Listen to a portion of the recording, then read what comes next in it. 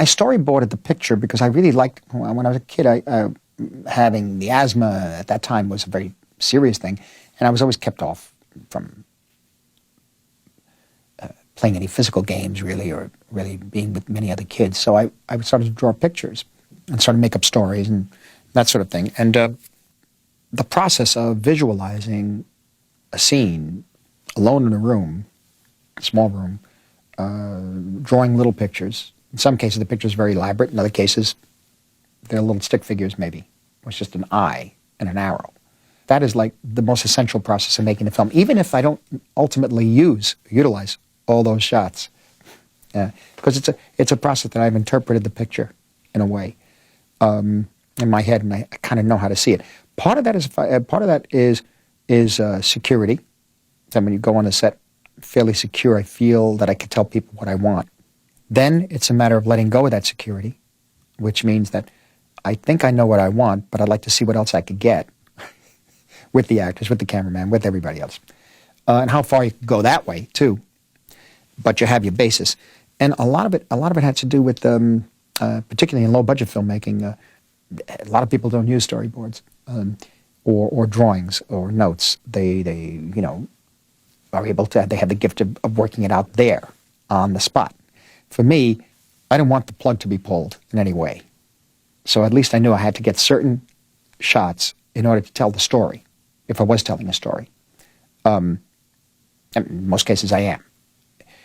That's not easy to do, even up now to the film I just finished, The Departed. Very difficult to tell a story and also to keep a plot going. Very, very hard, I found. I always find it difficult, but that's part of the process. And the thing is, there's sometimes you come up with ways of visualizing something that just is joyful, and it's a really wonderful feeling, and kind of smile.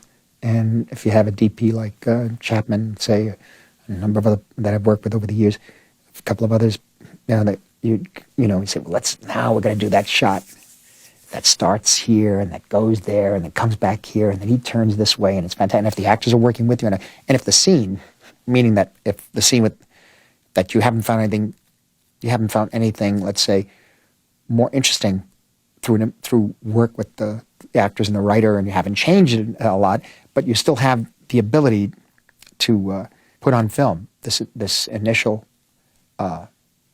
expression of pleasure of filmmaking, in a way. Whether it's good or bad, I don't know, but that's what it is. All I know is that sometimes there's a certain joy when these things come out, especially if you haven't worked on the script yourself, or if you have, it's interesting because as you're working on the script yourself with a writer, or you're writing your own, you can visualize it as you go. Meaning that if I had planned 14 shots for the day, and it's about 4 o'clock and we're only on shot 3, we know we have a problem. We have to drop 2 or 3 other shots, or combine 2, or do them at some other time, keeping in a way your nose above the water, in a way, so you don't get submerged in the picture, where the process of the filmmaking sinks the entire cast and crew. Notice anything? No. That taxi driver's been staring at us.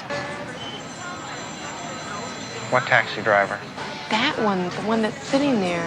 How long has he been there? I don't know, but it feels like a long time. But with other work, meaning a script by like Paul Schrader, for example, the way he literally put the words on the page created in me a certain reaction, a visual sense that made me see things a certain way, and it clarified a lot for me, and it just cut away excess. I thought that was pretty interesting. And so that, for me, is what the storyboards are for.